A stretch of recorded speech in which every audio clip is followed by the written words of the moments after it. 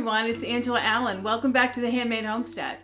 Well, today I want to talk about the 5 most important tips and tricks to make you 100% successful with sourdough. Not just sourdough bread, but sourdough products too.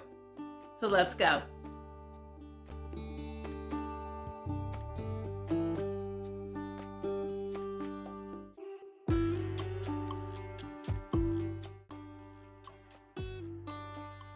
First tip to always be successful when baking with sourdough, whether it's the full-on bread or something with discard itself, is to always feed your sourdough starter with whole wheat flour or another whole grain flour. I use whole wheat flour, stone ground organic whole wheat. I don't know if you can see that starter in there. That's one of the reasons why my starter always looks kind of brownish tan. If I hold it really close, I don't know if you'll be able to see the grains in the flour, but it seems to really make a difference on how well it activates. That's a pretty active starter. It's been in my refrigerator for a couple of weeks, and I just fed it last night about midnight before I went to bed, and it's early in the morning and it is ready to go. So always feed it with whole wheat if you can, or another whole grain flour like einkorn or something else. Some of the whole grain flours that you can buy, the designer ones out there, do not have enough gluten in them or sugars in them to really get your starter going. But whole wheat for me works. If I use all-purpose flour, I get a flat, unlively, not bubbly starter, and when I'm looking to bake bread, I want it active. Just as a side note, can you use discard or inactive sourdough starter to bake bread? You can, you absolutely can, but you will have to let it ferment for quite a bit longer to get enough rise to get going. So I try to use active when I'm doing bread products. I don't care if it's active or not. I can take it straight from the fridge and use it. If I'm just doing something less active, like a quick pizza dough or crackers or anything that you'd use discard in. Number 2, it is absolutely possible to modulate the flavor of your sourdough with how you raise your starter up to get it active. My family really does not like the soury tang that you get from some sourdough bread. When you make it, really long fermented sourdough bread will give you that. We like that warmer, sweeter, more yogurt kind of flavor that you get, more yeasty, definitely sweeter, no biting you back when you make it. So there is a way to do that. So just remember, if you want a sweeter, milder sourdough, you keep your sourdough warmer and you feed it more often, a couple of times a day. For feeding is a good rule of thumb, just a little bit, couple times a day. Don't keep quite as much starter on hand and it's easier, but that will give you more lactic acid, and lactic acid is going to make it taste sweeter when it ferments your products. And don't ferment them as long if you can help it. Don't do a week in your refrigerator with sourdough bread dough or 2 days on the counter or something.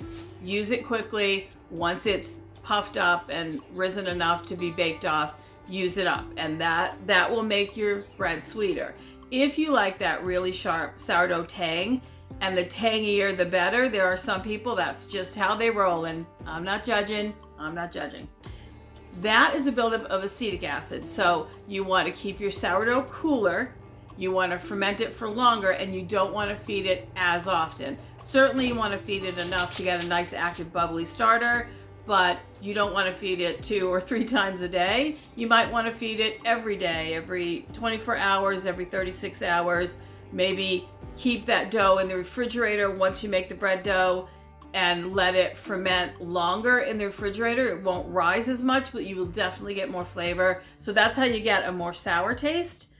For us, again, we like it sweeter, so we keep it warmer and we feed it more often. And sometimes warmer for me in the winter means I put it on a brewer's mat in my kitchen, because my kitchen can get quite cold, 66, 67 degrees, and that again would push it towards acetic acid and more sour. So I put it on a brewer's mat and wrap it in a towel in the winter. So that's tip number 2.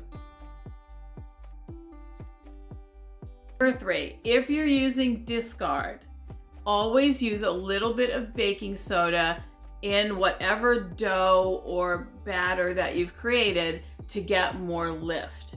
So that discard is going to have a lot of acid in it from the sourdough bacteria in it. So if you pour this into a container, you add a little, baking soda, you add a couple of eggs, a little bit of oil or butter, a little bit of salt, a little bit of sugar, a little bit of vanilla, stir that up. You can make great pancake batter. But if you want really light, fluffy, thick pancakes, put a 1/4 teaspoon of baking soda in there about, a minute or 2 before you're gonna cook it. Whip that baking soda in really well, let it sit, and you will notice that your batter in your measuring cup will double in size. That's because the baking soda, the base of the baking soda, it's gonna react with the acid in the starter, and you are gonna get lighter, fluffier pancakes. And this also works with crackers. Just a touch of baking soda before you pour out your crackers, it's going to make even that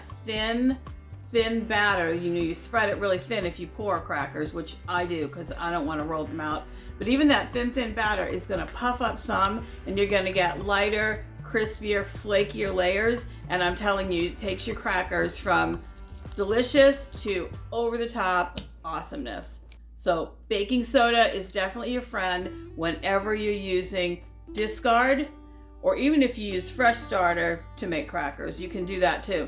A little bit of baking soda, anything you want to rise. If it's biscuits, if it's pie crust, if it's pizza crust, that's a really big one. Give that a try and let me know down below if you try that and how that works for you. I think you'll be shocked at how awesome it is. All right, next one.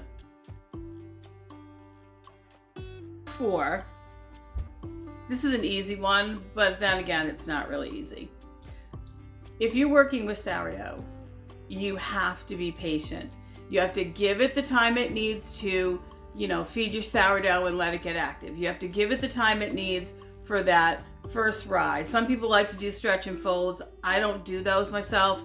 I always make sourdough bread in my bread machine so I don't have to mix anything. I load it all in my bread machine, turn it on, let it mix like it's mixing a dough, and then I turn it off and I leave it for 12 hours, depending on the temperature of my kitchen. 12 hours, 8 hours in the summer, maybe if it's super warm.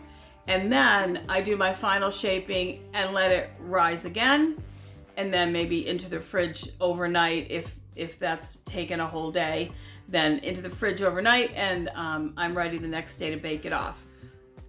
I'm not an overly patient person. I want to get things done when I want them done so that I can move on to the next thing. That's just my personality. But I have learned that patience is everything when it comes to sourdough.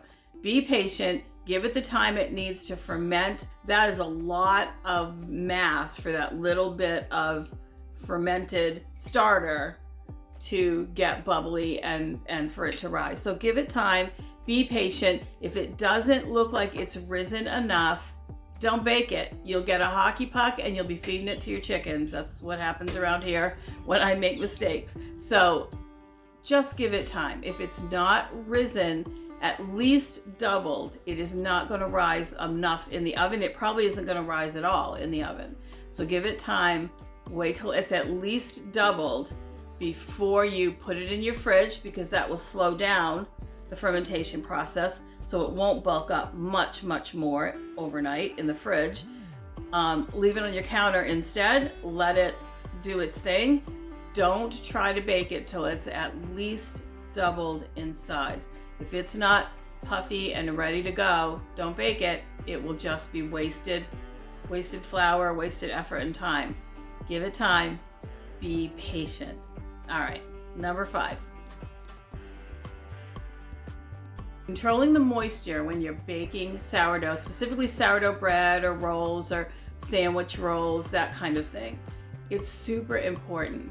So when you cover your sourdough, and you'll see people use a Dutch oven Or even if you're using a regular bread pan, take another bread pan, turn it upside down, put it on top of it, and slide that into the oven. Controlling that moisture, keeping that moisture in, keeps heat in, keeps the crust from starting to cook. And if you can do that, keep that crust moist enough, the dough moist enough as it's starting to cook, the heat will give you a lot of really nice rise and lift. No moisture, the crust is gonna cook from the heat of the oven and it won't be able to rise. You'll get this chalky, dry, hard crust that's gonna hold in all of the steam and all of the tension, and you just aren't gonna get any rise. You'll end up with, again, that flat hockey puck that nobody wants. So always cover your bread for the first half of cooking. You don't need to do that, of course, if it's crackers, anything that you want to be dry like crackers, or if it's a crust like a pizza crust or that kind of thing that's thin. But even if it's something like focaccia bread that you want heavier, thicker, you're gonna wanna cover that too if you can, or let it rise to the size you want before you put it in the oven, which may mean an extra 3 or 4 or 5 hours rising time on your counter before you bake it. So that is really important, is controlling the moisture and making sure it has enough. You could use a spray bottle, spray some water in your stove a few times during baking, but the problem with that is you have to open the stove each time, and each time you open the stove, you're letting out a lot of the heat, which is going to influence the cooking. And the other thing, this is kind of a bonus tip, but it kind of goes with the moisture and the baking: cook on high. Cook it hot. You want to cook bread products hot. Again, because the heat is going to evaporate off that steam in a big burst, steam that moisture off, and it's going to give you a lot of rise and lift, and it's also going to give you a nice brown crust. Traditionally, sourdough bread has a really dark crust. I don't like it that dark because it gets too tough for me.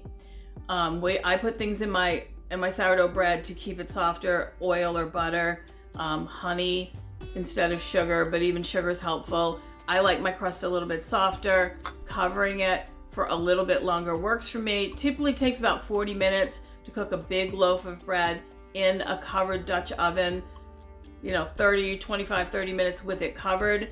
Instead of doing 25 minutes or something, I'll do 30 because I want my crust a little bit softer. So you don't have to do that, certainly. And when I remove it, I always butter the crust a little too, because again, we like the crust softer. Those are my 5 tips. Give them a try. Let me know if those work for you, because I want to hear what works for you. If you have sourdough tips that work better for you, that you think are more important than these, absolutely put them down below, because I want that information to be shared. I'm not on YouTube to try to be influencing anybody. I'm just here to share information with my community and learn more from all of you. So anything that you have to say or want to share, I definitely want to hear, and I want to share that with the other subscribers here on this channel. So as always, I appreciate your time. It's been great talking with you, and I will see you soon. Take care.